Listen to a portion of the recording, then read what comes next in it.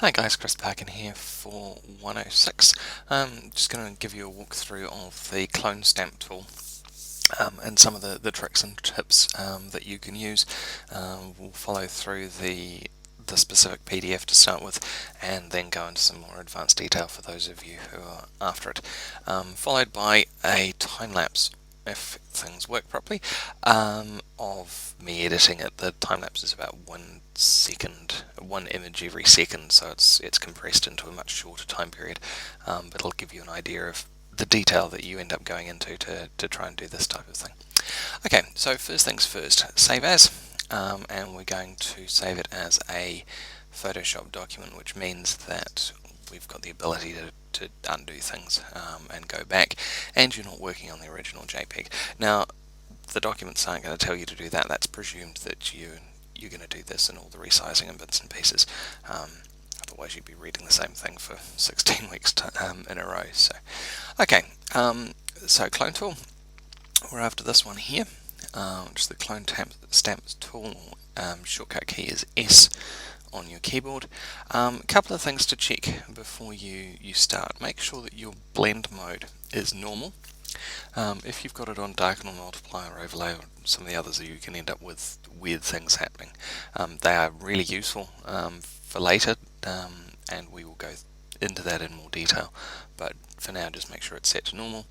Opacity and flow are both set to 100% at the moment, and we'll have a look at our brush size in a few minutes when we actually zoom in.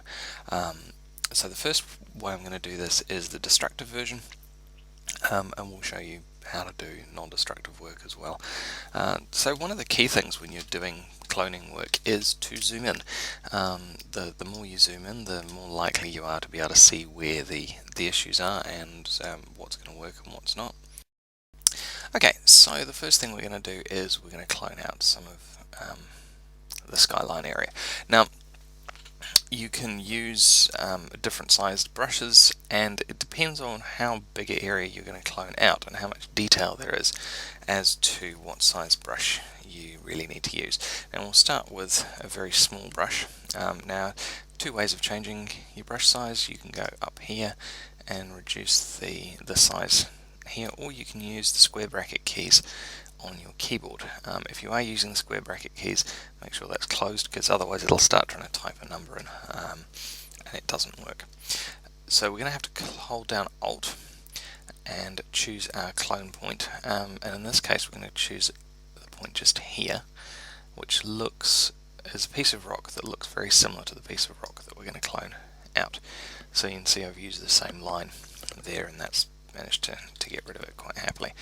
And change the size of the brush again, use the square bracket keys, change the clone point, and then we're going to get rid of the rest of the top of this. Now you notice if you hold down and scroll over and you've still got your mouse button held down, it will start picking up what's underneath the original image. So you can see the X is now over the power pole, and it's then copied part of it. So way to get rid of that, couple of options. One, let go of your mouse, and that will re-grab the point, or if you think you've made a mess of it, you can go Control Z or Control Alt Z, and that will allow you to step backwards. Now I've got the aligned sample button ticked.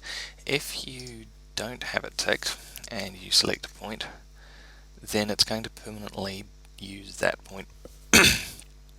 So I've picked blue sky, or I picked grey sky, and it's not going to move it around. So it can, until you grab the mouse button and hold it down. It can work both ways. I tend to prefer having it as aligned and then choose my point and then move it around and get it started from there. But that's really a personal preference, and that's one of those things that you can just change as time goes on. So grab your align point, line it up with the horizon, and you notice that whenever there's a straight line and I'm starting from an edge, becomes a little bit more interesting when you're dealing with things like this. So it's an uneven hill, so I'll actually zoom in even a little bit more, reduce my sample size down, and find some point that's going to look a little bit similar. And that should be close enough.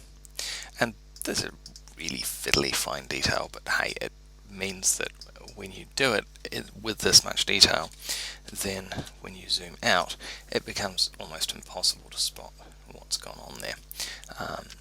Now, that was the destructive version, and the problem with this is you can only undo so many times.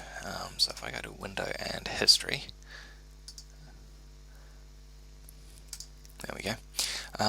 These are the actions that I've done, clone stamps, and you can go back and undo all those clone stamps up to a point. And the point is dependent on your computer as to how many times you've got it set to be able to undo. Most of the time it's set to about 20. But you will get to a point where undo no longer works, and if you realize that you've made a mistake, then it becomes somewhat frustrating. So I'm going to show you how to do cloning non-destructively as well, which we are going to cover properly next week. So if you don't want to know about how to do that non-destructively, then this week that's cool. If you've got enough to think about, then that's fine for this week. Before I do, I will show you a couple of tricks and things that can go wrong with your clone tool. You'll notice that there's a hardness setting on here. If I pull the hardness up to 100%, you see how the edge is very, very hard. And what can happen when you try and do some cloning here, I'll show you. If we try and clone out this power pole, you can see, there we go, you can see that you've actually got a circle on the edge, and that's just because it's not feathered enough. The reverse can happen if you have too little hardness and it's far too soft. You can end up with an image that just loses all its clarity. That one's harder to see and to notice over time. It kind of builds up and gives you a very soft and fuzzy image by the time you've finished. So somewhere in between, and of course the hardness depends on the size of your brush as to how big that feathering is going to be. And in fact, that's probably a good way of showing. You can see that, change to a pointer, you can start to see that it's gone fuzzy around the edges. So yeah, small tool, not too much feathering, but don't go totally too hard either, otherwise you end up with that issue. Okay, right, so non-destructive, we'll go Control Alt and Z and undo those so that we don't have those mistakes sitting there. If you realize I need to keep going back until we get rid of that circle, there we go.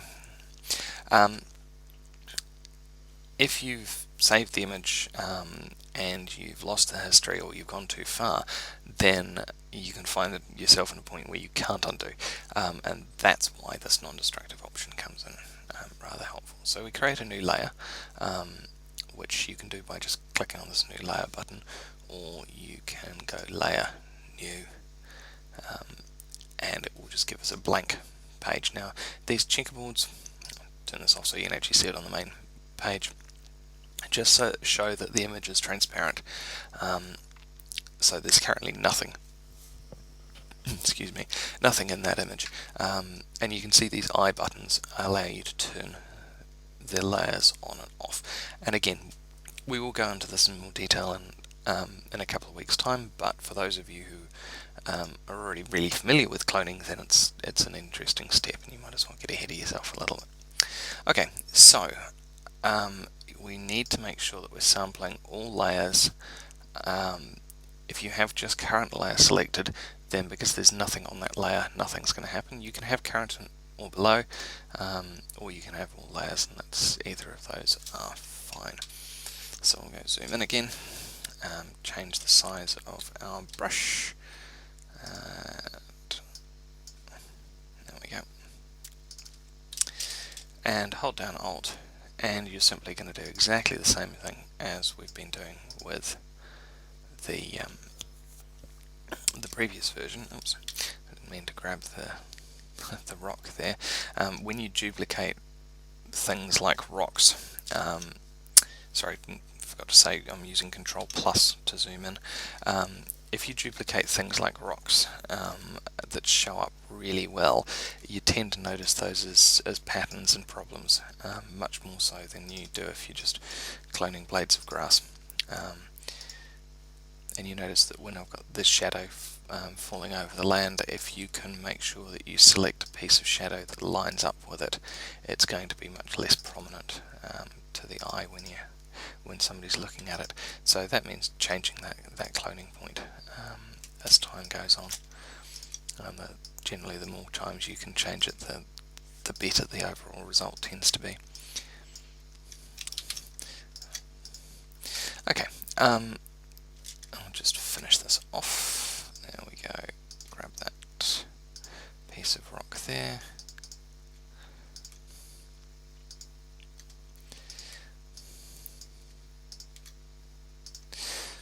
Okay, now it's looking reasonable at least. It's not fantastic yet, but we can keep going on that.